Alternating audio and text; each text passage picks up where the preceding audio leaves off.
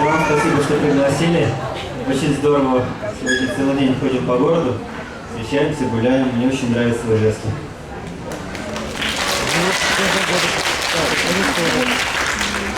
И первый вопрос, который мы хотели задать. Вы наверняка вот успели оглядеться, погулять по Ижевску, как вы сказали. Да, конечно. Хоть краем глаза увидеть, почувствовать атмосферу Ижевской столицы Удмуртии, как первый раз. Да, и, конечно же, у вас создалось первое впечатление. Какое оно? Ну, первое впечатление, что город красивый. То, что называют прудом, оказалось огромным водохранилищем. Очень на меня огромное впечатление произвел. Вообще город очень хороший. Так вот, я, конечно, его не знаю пока еще очень хорошо, но центральная часть, что мы вошли пешком, мне очень понравилось.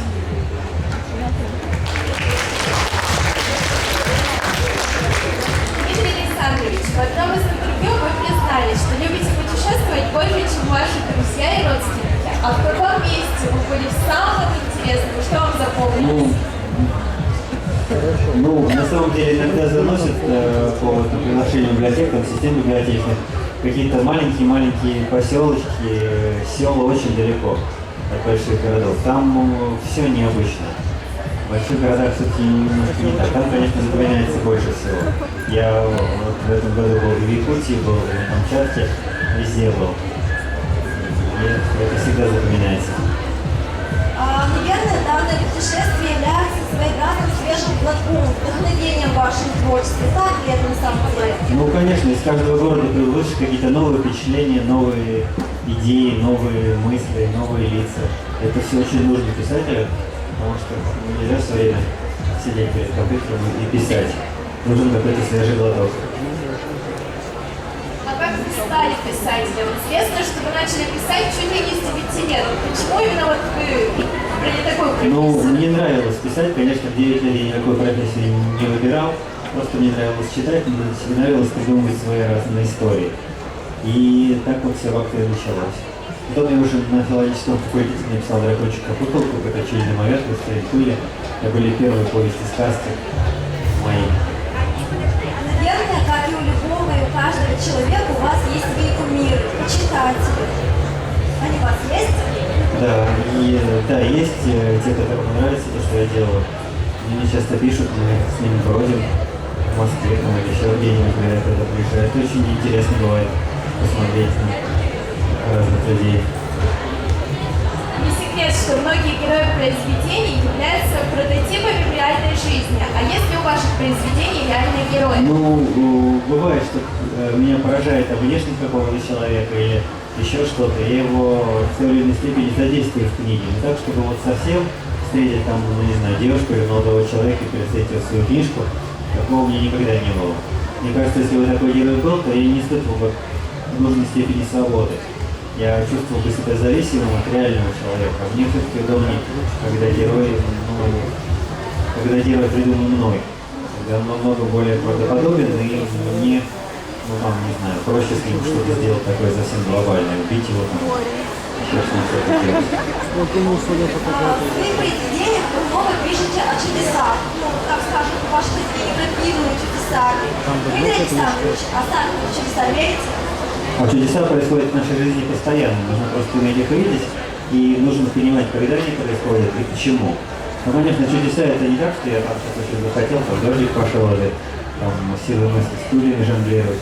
Это не чудеса, а фокус. Чудеса это, ну, какие-то такие важные глобальные события, которые нам посылаются. Часто это абсолютно разовые чудеса. То есть то, что для вас является чудом, вашему знакомому или там родителю или еще кому-то может показаться, ну, просто самой рядовой вещью. То есть чудеса это что-то, в общем, настоящие чудеса это что-то разовое и незаметное, но абсолютно явное для конкретного человека. Наверное, в детстве вы хотели стать волшебником, если вы пишете, или человеком, который спасет мир. Ну, на самом деле сильного желания стать волшебником у меня не было в детстве. У меня были самые простые желания. Когда я читал книги про пиратов, мне хотелось стать пиратом. Когда я читал книги про путешественников, мне хотелось путешествовать. Но про спасение мира я тогда, честно говоря, тоже редко думал. Мне хотелось каких-то таких, наверное, более... Вообще мне очень нравилось читать. Наверное, я все детство читал. Каждую неделю по несколько толстых книг. А сколько времени уходит у вас на написание книг? Или это Ну, тайна? если это если это первая книга нового сериала, то иногда там 8 месяцев, 10 год. А если мне уже сериал понятен, и это уже там вторая, третья, там пятая книга, то здесь в среднем 4 месяца пишется одна книга. А помимо написания и чтения книг, чем вы еще увлекаетесь? Ну, написание, чтение это такие, конечно, главные моменты. Очень много семейных всяких дел. Тоже их не сами собой не рассасываются, тоже приходится что-то делать. Но получается, что, в общем, наверное, работа и хобби, они объединяются во многом. Это очень важно. Мы знаем, что у вас довольно большая семья. А читаете ли вы свои книги детям? Или они сами их читают? Ну, я сам вслух своих книг детям не читаю. Это было бы как-то, не знаю, смешно, что ли. Но я, конечно, даю их детям, или в аудиоверсиях они есть, мы активно используем аудиоверсии, потому что до определенного возраста ребенок еще не может читать, или ему тяжело. И я уже понял, что в аудиоверсиях можно там 6, 7, 8 лет уже легко понимать такие книги, как Шныр, там, Таня или Меф, а глазом, ну, еще года 3 должно пройти, прежде чем человек будет в состоянии прочитать книгу 400 страниц. Юрий Александрович, а есть ли у вас домашние животные? Да, дикое количество домашних животных, но сейчас их стало поменьше, но еще несколько месяцев назад у нас было, например, 40 крыс, 2 кошки, 2 собаки, морские свинки, хомяки, птицы. Ну, сейчас осталось тоже там 2 собаки осталось 2 крысы, потому что мы их раздали там всех остальных. Также животных всегда много, потому что дети кого-то заводят, и мы им особенно не мешаем. Но потом получается, что тот ребенок, который это животное завел, он через какое-то время перестает за ним ухаживать, и это животное становится родительским животным. Ну, это, наверное, абсолютно знакомый сценарий. Ну, у нас много зверей, и как-то мы к ним привыкаем постепенно.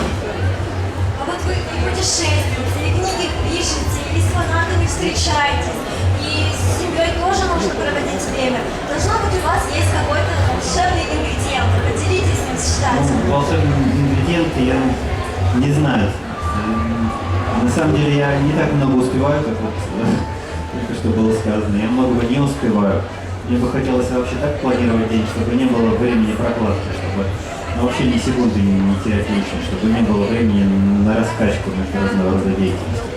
Например, если вы там работаете, а потом засели в интернет, то уже потом писать нельзя, потому что это какая-то такая похожая деятельность, и она очень вытравливает все силы. Поэтому нужно поработать, а потом сделать что-то такое качественно другое. Ну, там, не знаю, спортом заниматься, или на велосипеде отвезти ребенка на сердце, там, или еще что-то сделать. А потом можно снова писать. Вообще нужно очень как-то так жестко самоорганизоваться, тогда окажется, что мы будем успевать раза в 3 больше, чем успевали. Даже если нам кажется, что мы заняты, но потом, если начинаешь анализировать свое время, понимаешь, что можно было бы с большей пользой потратить, если не между событиями все делать так быстрее, компактнее и не раскачиваться долго. Возвращаясь к вашим произведениям, как вы думаете, почему у столь успешных серий книг, как Таня Лотер, не хоть и послали, до сих пор нет экранизации? Ну, я думаю, она появится рано или поздно. Просто хорошее фэнтези снять очень дорого, очень сложно. И таких технологий активных у нас еще нет. Я думаю, что они появятся через какое-то время, тогда появятся и сериалы, и отдельные книги. Пока фэнтези очень тяжелый жанр для экранизации, это требует, тех технологий, которых пока, наверное, еще долго у нас не будет. Зато если нет экранизации, выпущена была игра по произведению Таня Лотер. Вы, должны быть, с ней по-любому ознакомились. Какие ваши впечатления были? Ну, это 2 игры есть по Тане Лотер: «Магический контрабас» и «Исчезающий этаж». Это очень хорошие игры, сделаны в профессиональной студии Акела. И, честно говоря, когда дети наши проходили эту игру, они все время прибегали к подсказкам. Ну, там есть такие сайты подсказок в интернете, потому что эта игра такая магическая, и там нужно догадываться, что нужно сделать, чтобы выполнить свое задание. Дмитрий Александрович, а сами вы любите компьютеры? Увлекаетесь компьютерными играми? Или, может быть, читаете электронные книги? Ну, когда-то я увлекался компьютерными играми вплоть до того, что там несколько дней мог провести в какой-то игрушке, потом ломал на колено диск, потому что чувствовал, что я не смогу себя контролировать, потом снова попал. Но потом, в конце концов, мне удалось от компьютерной такой игровой зависимости избавиться. От интернет-зависимости я пока не избавился. Я думаю, что нужно как-то очень жестко себя ограничивать. Есть целый ряд программ, которые помогают ограничивать время пребывания в сети. Потому что интернет очень подтравливает время. Вроде бы там не делаешь, в общем, теряешь время, которое можно потратить с большей пользой на что-то другое. Хорошо, а продолжая тему предыдущего вопроса. В современный мир захватывают компьютерные технологии, появляются различного рода гаджеты, гаджеты. Говорят, что через 5-7 лет библиотеки вымрут. Новости это или правда? Как вы считаете? Ну, я думаю, они не вымрут, но сильно трансформируются. То есть уже сейчас библиотека, она становится скорее медиа-центром. То есть не только библиотекой, но и местом для выставок, встреч, там, Wi-Fi, возможность разных секций, кружков. То есть библиотека в том виде, как она сейчас, она очень сильно трансформируется и станет, ну, как бы, библиотекой или клубом. Что произойдет с печатными изданиями? Ну, печатные издания, там есть как бы разные ниши. Книги, собственно, детские, интернет еще очень долго не сможет потеснить. В подростковой нише, когда уже активно используются там телефоны, компьютеры, планшеты, конечно, очень много каждый год все больше и больше людей прочитывают книги именно с компьютера, и к этому нужно относиться уже нормально. Но вообще мне кажется, что бумажная книга, она незаменима, что одно дело вот как-то держать ее в руках, а совсем другое дело через компьютер ее воспринимать. Но с другой стороны, наверное, это естественный процесс, и нужно относиться к нему спокойно. Раз уж мы заговорили о будущем, какие у вас ближайшие планы? Может быть, вы хотите выпустить серию новых книг? Ну, с начала следующего года должна выходить новая серия. Это пока, я думал, что это будет постоянное название, оно пока не одобрено. «Большая семья». Это такие реалистические истории из жизни многодетной семьи. Пока там 2 книги. Я очень большую часть этого года писал эти книги и очень их люблю. Мне очень хочется, чтобы они прозвучали. Волнуюсь о них, беспокоюсь, ну а там уже видно будет, когда они появятся. А нет планов на кардинальную смену литературного жанра? Ну, здесь что-то такое совсем кардинально, резко менять. Ты же сам... Я думаю, что можно смелее экспериментировать. Чем ты смелее экспериментируешь, тем ты нашариваешь более интересные какие-то ниши. Так что, в общем, я за смелость экспериментов. Мы не можем не спросить вас о том, чем интересуются сотни, если не тысячи ваших поклонников и фанатов. У вас очень интересная фамилия. Никогда не вред. Нет, это настоящая фамилия Немец, она орловская. На Украине много немцов, ну, в общем, такая южнорусская фамилия. Она означает, ну, вот, типа такого налогового инспектора Древней Руси, который собирал дань, то есть имал. Ну, по более такой активной версии. Но ее довольно сложно запомнить фамилию, мне она в детстве ужасно не нравилась, но потом как-то я привык. А вот сейчас среди знаменитостей популярно набирают обороты участие в различных акциях, проектах, они создают свои фонды поддержки того или иного мероприятия или организации. Как вы к этому относитесь? И принимаете ли сами участие в акциях, фондах? Ну, все зависит от того, какая это акция. Если она мне нравится, я в ней принимаю участие. Если она мне непонятна, я в ней не принимаю участие. Надо на каждую конкретную акцию смотреть так более здраво. Я вот, например, не понимаю, зачем сейчас все холодной водой обливаются, и в чем здесь прикол. Вы этого не поддерживаете? Нет, ну, в общем, люди же всегда обливались холодной водой, да? И там закаливанием занимались, или еще чего-то. То есть, собственно, в чем здесь такая какая-то новизна идеи, мне не совсем понятно. Есть такой холодный источник в Сарове. Я туда, когда окунулся, там где-то 4 градуса. Было очень жарко наружу. Я понял, что вот, когда резко в холодную воду окунаешься, ты не можешь сделать вдох. То есть, видимо, как-то вот такая судорога происходит, это ужасно страшно. Ты выныриваешь, понимаешь, что не можешь вдохнуть несколько секунд. Это довольно страшно. Кажется, гораздо страшнее, чем взрослый стадик. Здорово, но тем не менее вы являетесь активным общественным деятелем. У вас есть своя страничка в соцсетях, свой сайт, свой блог, который вы активно развиваете. Следите ли вы за тем, что в социальных сетях пишут о вас в группах за отзывами читателей? Ну, иногда смотрю, листаю, но так не то, чтобы слишком активно, но иногда заглядываю в группу, мне интересно. Там много выкладывается, вот сейчас есть там несколько сообществ, где выкладываются, рисуют картинки, мотиваторы, демотиваторы, иллюстрации. Мне кажется, очень высокий уровень иллюстрации, вплоть до того, что издательство, наверное, могло бы даже использовать их в качестве внутренних картинок, потому что уровень художников очень высокий. Их уже довольно много, этих иллюстраций. Еще такой вопрос. У любого человека, неважно кто, писатель, журналист, обычный бродяга, есть мечта. И она есть по-любому у вас. Что за мечта? Ну, как у каждого человека, наверное, мечт много. И, Самое заветное. ну, не знаю, я, наверное, самое заветное пока при себе оставлю. Наверное, будет моя. Но она есть, конечно, да, как у каждого. Дмитрий Александрович, о чем вы мечтали в детстве? Исполнилась ли эта мечта? Ну, в детстве я, наверное, помечтал поскорее вырасти, так что, наверное, эта мечта исполнилась. Но вообще очень интересный момент, что нужно всегда радоваться той минуте, которая есть сейчас. Потому что я помню, что, ну, не знаю, в детстве меня ужасно раздражало, что нужно ходить в школу, да? А скорее бы я думал в институт. Когда я учился в университете, думаю, ну что там, сессии, скорее бы я уже вырос, да? Скорее бы там, ну, не знаю, можно было заниматься чем-то другим. В общем, нужно радоваться этой текущей минуте и в ней находить какие-то радости, потому что, ну, как бы завтра не существует, существует только сегодняшний день.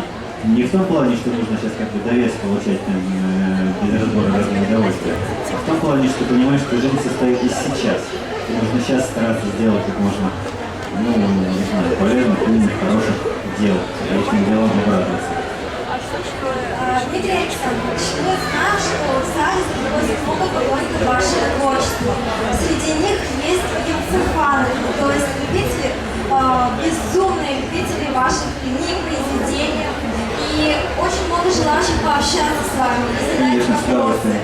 Поэтому, если в зале кто хочет задавать вопросы, поднимайте руки и как можно громче спрашивайте. Наверное, мы не слышим, может, как мы сделаем? Может быть, вы мне возьмите радиомикрофон и будете его передавать нам просто?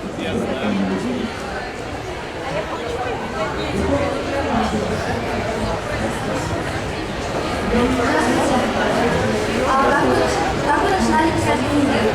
Как вам пришла идея?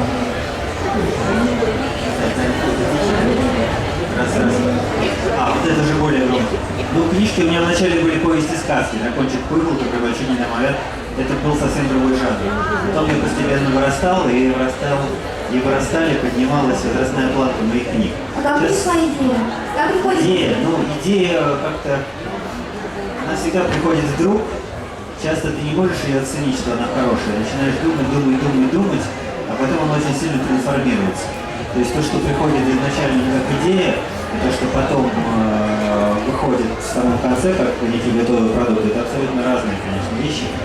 И нужно это понимать. А вот то, что вы пишете, у вас происходит в воображении?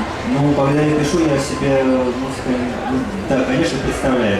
Чем лучше это представляется в данный конкретный момент, чем это ближе к правде, чем ближе к истине, где к действительности, тем эта сцена получается лучше. А вы согласны с утверждением Эрнеста Хемингуэя, что писать книги это легко, ты просто садишься и истекаешь кровью? Еще раз, не можешь повторить? Вы согласны с утверждением Эрнеста Хемингуэя, что писать книги это легко, ты просто садишься и истекаешь кровью? Садишься и истекаешь кровью? Читаешь роли? Нет, истекаешь кровью. Кровью? Да. Ну, тут все-таки более сложный процесс. каждую сцену нужно действительно пережить, и каждую сцену нужно увидеть себе. А это же все очень постепенно происходит. Поэтому, например, очень помогает диктофон, телефон. Вот что-то мне, например, сейчас какое-то я острое очень переживание испытаю, там, не знаю, боль, разочарование, радость, что-то меня поразит. Да я это ощущение пытаюсь хорошо запомнить, зафиксировать, там, на диктофон его наговорить, словами как-то выразить, и потом эта сцена, она мне может быть полезна в той или иной части книги. Это очень полезно. То есть ты как бы пытаешься себе протереть вот такие какие-то кусочки, увидеть, стать вот таким зеркалом, в которых отражается нечто универсальное. Мы же читаем книги, ну, не только для того, чтобы узнать, там, кто кого убил или кто на ком женился, это уже вторично. А главное, мы читаем для того, чтобы ответить себе на какие-то важные вопросы и узнать в книге себя.